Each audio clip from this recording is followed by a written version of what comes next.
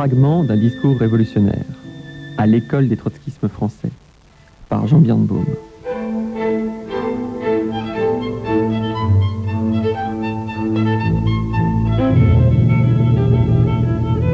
Aujourd'hui, c'est l'esprit de 36 qui recommence. L'autre révolution manquée.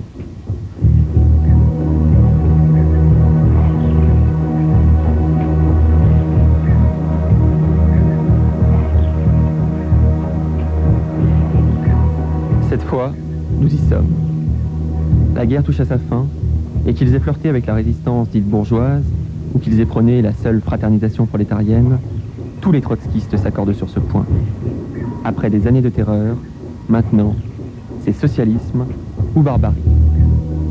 Certes, le capitalisme semble à l'agonie, et comme jadis au lendemain de la Grande Guerre, c'est sûr, le nouveau carnage impérialiste déchaînera la juste colère des travailleurs contre ce régime irrationnel et mortifère. Mais ce coup-ci, l'humanité ne peut pas s'offrir le luxe d'une nouvelle révolution manquée, sauf à sombrer dans un chaos définitif. C'est pourtant méconnaître la vigueur retrouvée d'un parti communiste qui a tout autre chose en tête que de subvertir le monde. Un seul État, une seule armée, une seule police. Travailler d'abord, revendiquer ensuite. Tels sont les mots d'ordre d'un parti qui pèse alors de tout son poids pour remettre la France au travail. Si bien que l'insurrection tant attendue vient se briser, une fois de plus, contre la muraille stalinienne. Et pour les trotskistes, la gifle est brutale. Sous leur plume, désormais, le mot « libération » ne s'écrira plus qu'encadré de guillemets vengeurs.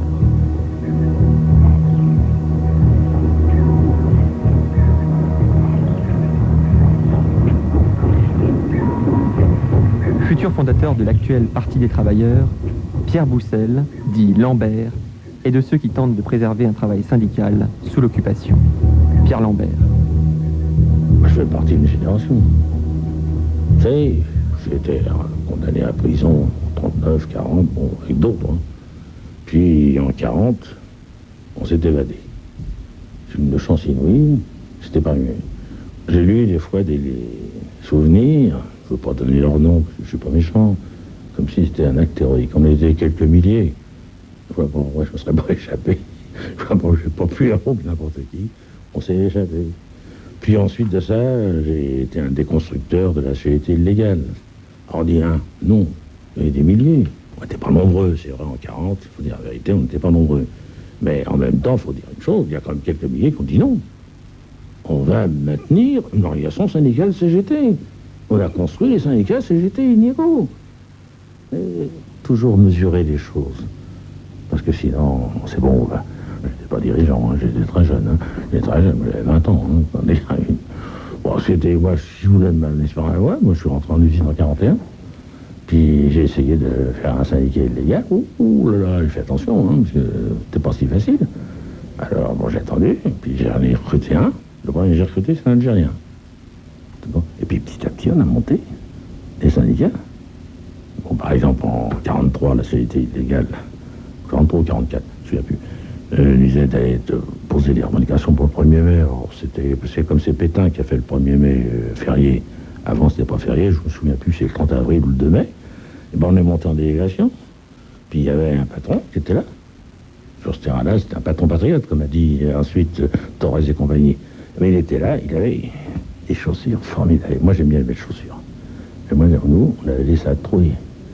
Alors, on était là, on était 3. Il était dans le bureau, il nous regardait. Alors, il dit, on gagne pas beaucoup. Ah, il dit oui. Ah, d'accord. Bon, sur le coup, je me dis, un délié comme moi, il n'y a pas de... 10 centimes dessous. Je lui dis, c'est peu. Il me savait ce qu'il reste à faire. Il avait appelé la Gestapo. On s'en va. On s'en va. En 44, le 20 août 44. Le 20 août 44, les Allemands reculaient. Bon, la libération venait. Alors, tous les ouvriers, 3500 ouvrières qui étaient en usine, disparu cette usine, s'appelait Geoffroy Delors. Et là, j'ai pris la parole, j'ai monté sur le...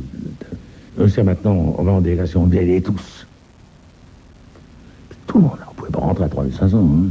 Et il était là, dans un fauteuil, puis moi j'avais un fauteuil.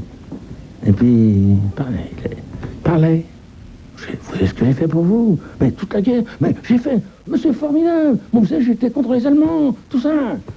J'ai laissé parler. C'est dur de laisser parler quand personne ne répond. C'est assis sur son bureau. Hein, les nanas. Non, je dis rien. Puis après, il suffit. Pour c'est une question de profit, pour moi, c'est une question de regarder à se regarder. Et les revendications, il les a données. Les plus belles revendications, j'ai pu aller plus loin, j'aurais été plus loin. Mais peu importe, ça, c'est une autre question. C'est ça. Mais moi, je suis pas tout seul d'avoir fait ça. Il y en a 10 milliers qu'on fait comme moi. Tour à tour, valet de ferme, électricien ou aide-cimentier, et plus tard, figure dirigeante du mouvement trotskiste, Michel Lequesne prépare lui aussi la libération, la vraie, celle de tous les travailleurs. Michel Lequesne.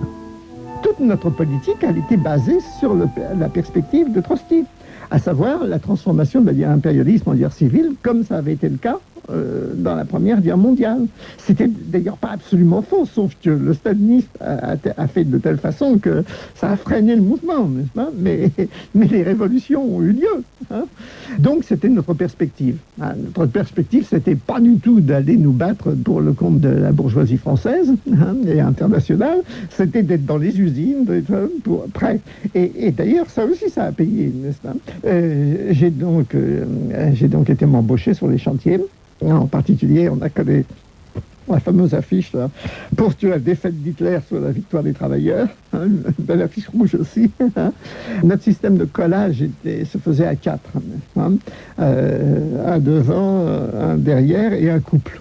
Hein, de façon on cachait les trucs et s'il y avait des gens qui passaient, le couple s'enlaçait. Bon, voilà. On faisait comme ça les collages. Ça a payé parce que à la Libération, sur mon chantier, moi, jeune gars, j'ai été élu en tête comme délégué syndical devant les gens du PC qui n'avaient rien fait. Rien fait. Nous, on avait distribué des tracts, moi j'avais parlé partout, tu vois, j'étais connu avant la libération même.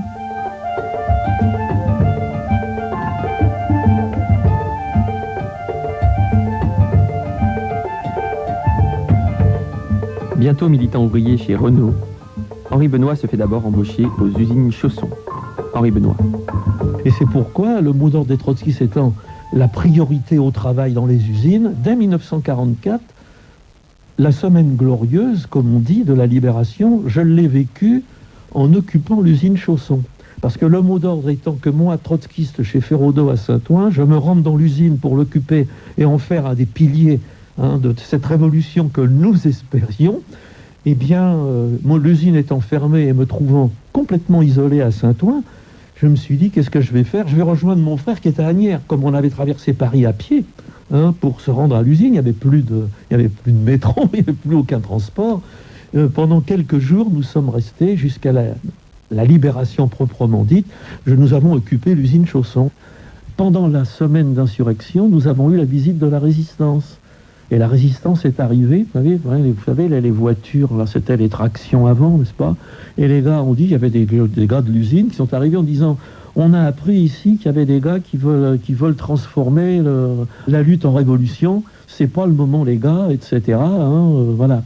C'est-à-dire que la vingtaine ou la trentaine de gens qui occupaient l'usine Chausson, n'est-ce pas, où on élaborait le programme qui allait être celui de la rentrée dans l'usine, c'est-à-dire la réquisition des camions pour le ravitaillement, et puis formuler, surtout que nous qui étions jeunes, ce qui est devenu d'ailleurs par la suite le programme de la CGT, première année d'apprentissage, 40% du travailleur qualifié, 60% deuxième année, 80% troisième année, et égalité du salaire dès la fin de l'apprentissage, c'était des choses que nous avions déjà élaborées, n'est-ce pas, en 1944. Et devant le rapport de force, de la résistance, la fin de la guerre, on a dit,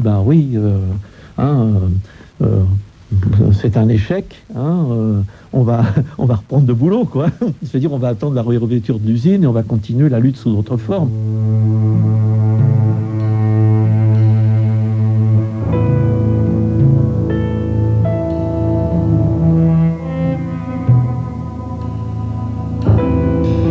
Gagné au trotskisme par un étudiant de la Sorbonne à l'été 1941, Simone Minguet entre ensuite en usine et devient la première femme ajusteuse de France. Simone Minguet.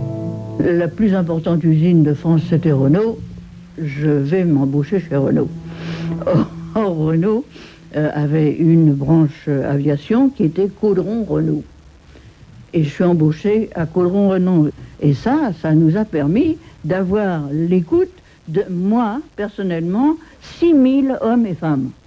Avec toute la prudence nécessaire, naturellement, mais toutes les fois que je le pouvais, je faisais des déclarations qui ne laissaient pas de doute à mes camarades du fait que je ne sois pas du côté du patron. Et au moment où la lutte éclate, la libération, immédiatement, c'est l'esprit de 36 qui recommence. Hein. On fait le comité d'usine. Hein. Pas de question de démocratie, etc. C'est les premiers qui arrivent, qui se présentent. Moi, on me remonte à Meudon, je monte sur mon établi. Quand on demande s'il y a des candidats, et moi, hein, hop, et immédiatement, je suis élu. Et j'étais quand même très préoccupée par la démocratie pas formelle, c'est-à-dire que bon, pour faire un comité d'usine, il faut, etc., vote à bulletin secret ou vote, etc. Mais je tenais à ce que tout le monde à l'usine soit au courant de ce que nous faisions. Et nous faisons une première réunion dans le hall central où on fabriquait les avions. Et je leur dis, mot pour mot, tout ce qu'on faisait. Nous n'imaginions absolument pas, et nous ne pouvions pas imaginer, étant donné les règles de clandestinité, la force immense qu'aurait le PC à la sortie de la guerre. Et en fait, transformation de guerre impérialiste en guerre civile, c'était la transformation en direction du PC, de tout le mouvement ouvrier. Je me suis aperçu de ce que c'était que cette muraille immense qui se dressait devant moi, du PC à l'usine, des gars qui sortaient de l'ombre, de partout. L'erreur qu'on a faite, c'était de penser qu'on pouvait, justement, grâce à cette montée ouvrière, gagner beaucoup de gens, etc. On en a gagné, c'est vrai, mais ils se sont tout de suite fait connaître comme trotskistes. Si les gens qui, comme moi, étaient absolument inconnus dans le mouvement ouvrier, hein, avaient fait comme moi, étaient entrés dans le PC, on aurait pu faire plus, beaucoup plus, je ne dis pas quoi, mais on n'aurait pas pu renverser Thérèse, hein, certainement pas, mais on aurait pu construire une base ouvrière beaucoup plus solide. Ça a été une erreur de ne pas comprendre l'entrisme. Ben voilà, c'était l'entrisme sui generis qu'on a fait, sans le savoir. Ultime secousse avant le reflux, la grève des usines Renault représente le grand symbole de cette nouvelle révolution avortée. Ancien maquisard et futur cofondateur en 1956 du groupe Voix ouvrière, ancêtre direct de l'actuelle lutte ouvrière, Gilbert de Villars entre chez Renault en 1946. Gilbert de Villars. Quand je suis revenu de la guerre, c'est le cas de dire, il y avait un copain qui était avec moi, qui était un ancien apprenti Renault. Alors, quand je suis revenu de la guerre, j'ai travaillé 4 mois dans une compagnie d'assurance. J'ai tout fait là-dedans. Il y avait une atmosphère épouvantable. Et au bout d'un moment, j'en avais vraiment marre. Je vois mon copain, là, il s'appelait Dédé. Je lui dis non, on m'embauche chez Renault. Il me dit, tu plaisantes ou quoi? Je dis non, pour faire n'importe quoi. Alors, je suis rentré chez Renault en avril 1946. Et là, à la sortie de l'usine, j'ai été mis en contact tout de suite avec le stalinisme. Parce qu'il y avait des filles qui essayaient de vendre, ils ne vendaient pas, ils faisaient de la présence militante avec un journal qui s'appelait Lutte de classe, à la porte de l'usine. Et ils étaient, quand je suis arrivé, il y avait les stades qui étaient en train de taper dessus. Et puis, alors je suis intervenu, moi, disant, qu'est-ce qu'il y a, qu'est-ce qui se passe, la guerre est finie, les gars. Oh. Alors oui, ces salopes ont couché avec les Boches et tout ça. Alors là, sur ces histoires-là, je pourrais vous en raconter des bien meilleurs. Et puis il dit, moi, j'admets pas qu'on frappe. Si vous n'êtes pas content, vous exprimez votre opinion, mais chacun doit être libre, etc. Alors là, c'était un petit groupe de jeunes qui m'avaient agrafé, là. Et puis, à un moment donné, il y a un plus vieux qui surveillait l'opération. Il est venu me voir et puis il me dit, alors, petit gars, alors, parler tout à fait déraillant, là, comme ça. Alors, quoi, tu défends ces salopes qui ont couché avec les Boches? Si ça se trouve, toi aussi, t'étais un collabo, je l'attrape. Un coup de tête. je lui fous un coup de tête dans le pif, il y a son nez qui saigne, et puis ils me sautent tous dessus. Mais à l'époque, d'abord, je sortais d'une unité parachutiste où on avait fait du close combat, et puis à l'époque, je faisais un peu de boxe, un peu de lutte, un peu de tout ce qu'on veut. Alors, je les ai mis en déroute carrément, frappé à droite, à gauche. Bon, puis je sortais de l'armée, j'étais franchement, j'étais entraîné encore. Hein. Bon, je les ai mis en déroute comme ça, et puis en retournant dans l'usine, c'est là, il y a un gars qui m'a dépassé, qui m'a dit « Alors, petit gars, t'as fait connaissance avec la démocratie du Parti communiste ?» Cofondatrice du groupe Union communiste, l'organisation dont se réclame aujourd'hui Lutte ouvrière, Claire Faget, dite Louise ou Irène, soutient les activités de ses camarades lors de la fameuse grève de 1947, animée dans l'usine même par Pierre Bois et de l'extérieur par le vrai dirigeant du groupe, David Corner, dit Bartha. Claire Faget. Pierre Bois était quelqu'un de très doué du point de vue contact avec les gens, avec les ouvriers.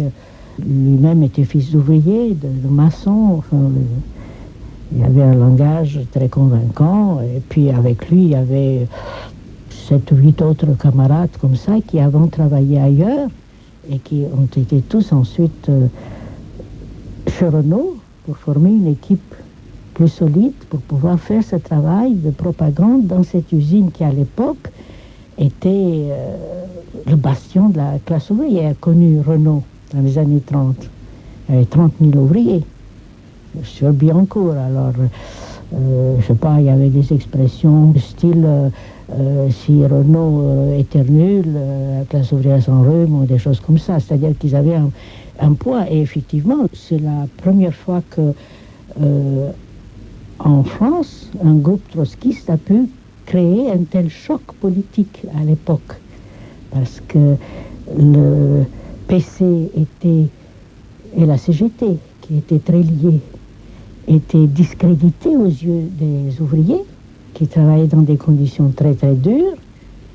Et la CGT était, pour ainsi dire, le seul syndicat largement majoritaire et qui ne soutenait pas des revendications ouvrières. Et il s'est trouvé que ce petit groupe s'est dit, malgré notre faiblesse, notre petit nombre, on se heurte au syndicat, on se heurte au PC, mais on est quand même en démocratie, on peut s'exprimer et dire aux ouvriers, il faut y aller, il faut revendiquer, il faut... Et puis, les circonstances nous ont donné raison, parce qu'il y a eu cette fameuse grève de avril-mai 1947, qui a fait que le PC a quitté le gouvernement. J'étais 100% de leur côté, avec eux, pour la même politique. Les gens de l'usine sortaient tous les jours des tracts. Il fallait les taper, il fallait les tirer, il fallait leur transmettre. Je faisais un travail, comment on appelle ça, je sais pas, technique, mais j'étais pas sur le terrain. Évidemment, je me déplaçais pour l'écoute, pour voir les gens, pour entendre ce qu'on dit. J'étais pas cloîtrée, j'étais pas cachée. Derrière cette action ouvrière, il y avait quand même une politique. C'était pas seulement de dire la grève, il faut faire la grève. Il y avait l'élaboration d'une politique qui, elle, était due à un militant comme Bartha. C'était lui qui dirigeait ce groupe, qui avait eu cette démarche politique. On ne peut pas rester comme ça à répéter des phrases. Il faut tirer profit d'une situation. Il faut savoir y aller au moment où il faut. Il y a des exemples dans l'histoire. Icordes, Ixalta, comme disait, c'est, paraît-il, dans le Capital, que j'ai pas lu, moi. Les autres militants trotskistes n'avaient pas cette démarche-là, parce qu'il fallait affronter d'une façon violente les militants staliniens. Et ça, il fallait donc faire la différence entre eux et la classe ouvrière, ce que les autres trotskistes refusaient plus ou moins de faire. Et on avait pas dire, mais ces gens-là sont actuellement, ils se croient en démocratie populaire. Ils agissent comme s'ils étaient, vous voyez ce que je veux dire, démocratie populaire du côté des Russes, où les classes ouvrières étaient opprimées. Pourquoi dire aux ouvriers dans les années 40, après la libération, travailler d'abord, revendiquer ensuite, et d'autres mots d'ordre de ce genre, et les laisser faire 60 heures, les restrictions alimentaires, les bas salaires, et ne rien dire, et c'est plus des militants ouvriers, ça. Les camarades de Renault ont fait plus d'une fois le coup de poing avec les staliniens. Moi, évidemment, il n'était pas grand, mais il était costaud. Et pas seulement lui, tous les autres, à coup de poing. Mais on n'était pas désavoués par les ouvriers pour ça. Gilbert de Villars. Avec l'altercation que j'avais eue avec un petit groupe stalinien à la porte de l'usine, ils m'avaient repéré d'une part, et puis là où on travaillait, on commençait à... Ça m'avait un peu dessillé les yeux. On voyait un peu leur propagande, il faut gagner la bataille de la production, les slogans qu'il y avait à l'époque, quand on en parle maintenant, des gens, ils ont peine à le croire. Surtout ces slogans qui consistaient à pousser les gens à travailler plus, à crever les plafonds, etc., etc. Quand il y a eu cette grève de 47 à laquelle j'ai participé, moi, les copains les copains qui ont créé le SDR, après, c'est une petite poignée qui a réussi à débrayer toute l'usine, hein, avec des méthodes, etc., avec l'appui de toute l'organisation autour. Mais c'est quand même Pierre Bois qui a fait tout le boulot, hein, parce qu'il était, lui, c'était le leader à l'atelier.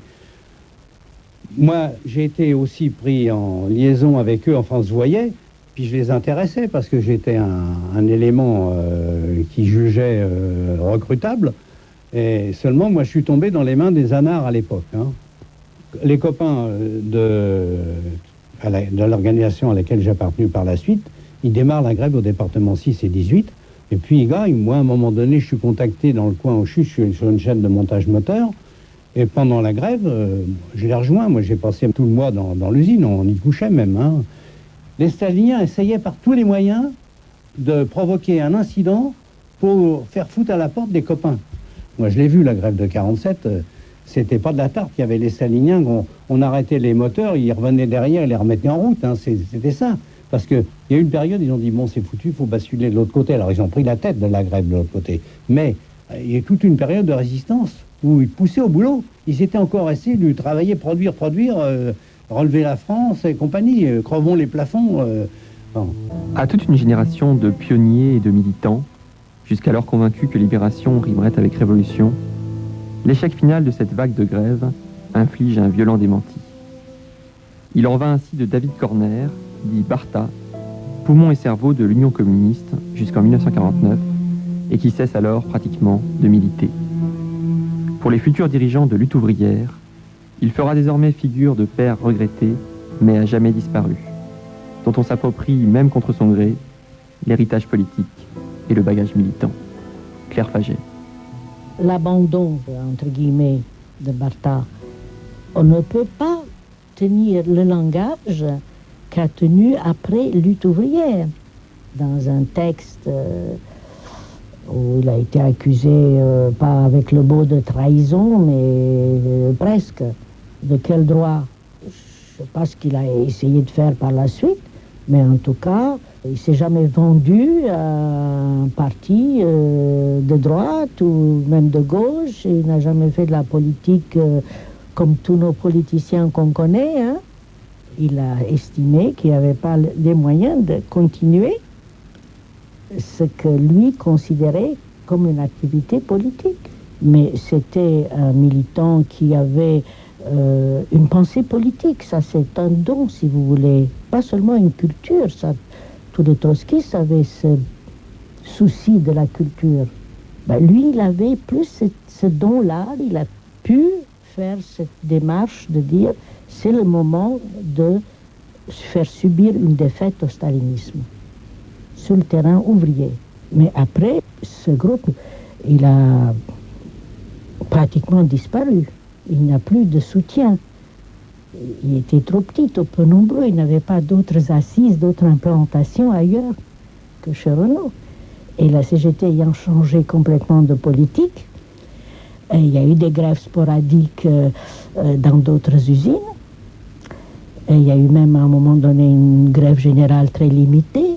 Mais tout ça dirigé par la CGT avec leur politique à eux de collaboration. Et donc nous, on n'a plus d'assises et le groupe a disparu de ce fait. C'était très difficile après ce qu'on avait vécu. Et les militants étaient à bout de souffle. Et après, évidemment, il y a d'autres qui ont repris une activité en se réclamant de l'organisation de Bartha. Mais ça, c'est des paroles, les paroles. Ils se réclamaient, c'est tout. Il n'y avait rien de commun.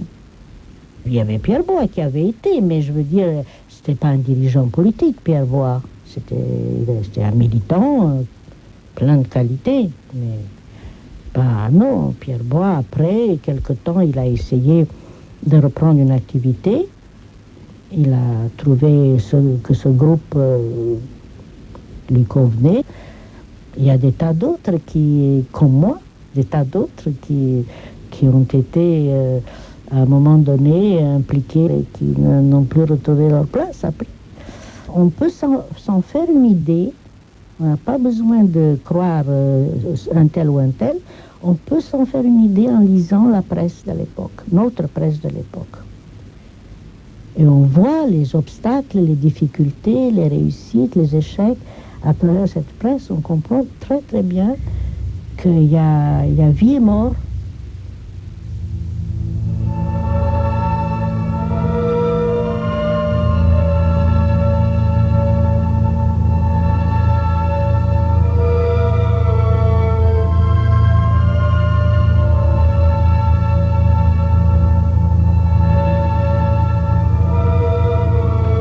Fragment d'un discours révolutionnaire à l'école des trotskismes français.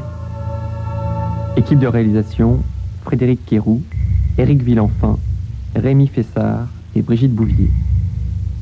Préparé par Myriam Ankawa, une émission de Jean Birnbaum.